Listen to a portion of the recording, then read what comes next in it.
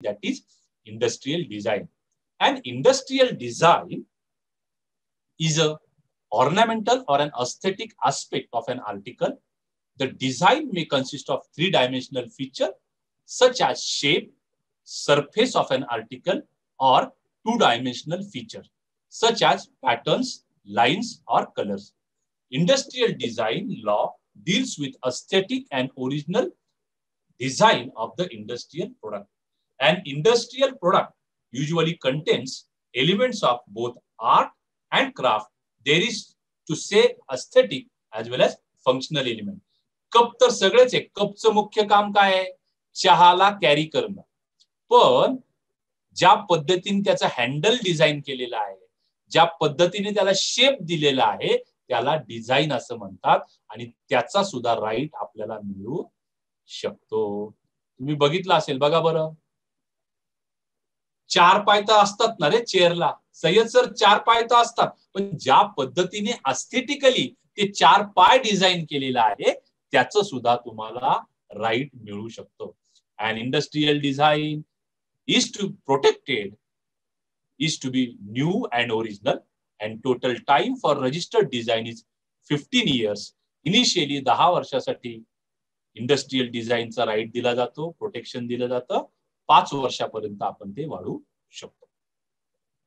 Industrial designs are what makes a product attractive, appealing, and hence they add to the commercial value of product and increase its marketability. Sir, Sayyad sir, एक खूप famous case आहे design चोरल्याची, Samsung आणि ऍपलची. Have you heard about that case? हा sir, एक 4-5 वर्षापूर्वीची case sir ती. Yes yes sir. काय झालं माहितीये का, ऍपलनी काय केलं, सॅमसंगवर केस केली सर, की सॅमसंगनी एक जे मॉडेल बनवलं, त्यांचं म्हणणं असं आलं की त्यांनी आमची डिझाइन कॉपी केलेली आहे सर.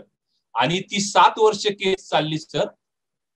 आणि त्या केसचा निकाल ऍपलच्या बाजूनी लागला आणि सॅमसंगनी ते मॉडेल बंद केलं. पण मॉडेल बंद नाही सर, ऍपलला $50 लाख भरपाई सॅमसंगला द्यावी लागली. म्हणजे तुम्ही हे जे एस्थेटिकल डिझाइन आहे ते दुसऱ्याचं कॉपी करू शकत नाही. जर कॉपी केलं तर तुम्हाला त्याचं खूप मोठा खामियाजा तुम्हाला भोगावा लागू शकतो. म्हणजे तुम्ही जो शेप आहे, आता बघा ही सायकल आहे, सायकल सगळ्यांनाच माहिती 2 चाकं असतात, पॅन्डल असतं, चेन असते. पण हा जो शेप आहे सायकलचा, हे जे डिझाइन आहे त्याचा राईट तुम्ही घेऊ शकता.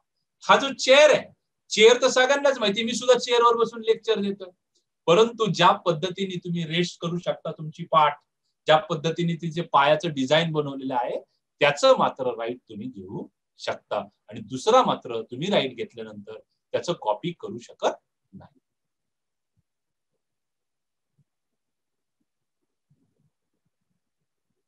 बॉटलचा जो शेप आहे ना, त्या डिझाइनचं सुद्धा तुम्ही राईट्स मिळवू शकता.